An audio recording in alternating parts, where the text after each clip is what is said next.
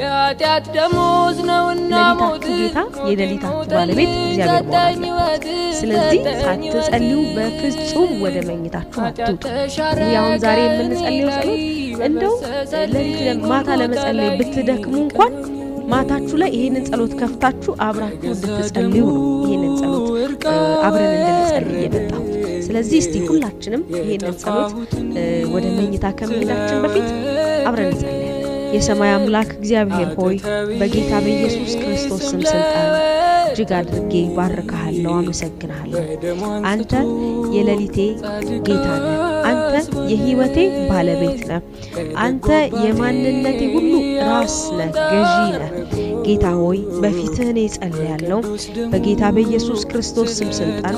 በቀኑ ውስጥ በዋልኩት ውሎ ውስጥ አንተን ያሳዘንኩትን የበደልኩትን ኃጢያቴን በደሌን መተላለፌን ሁሉ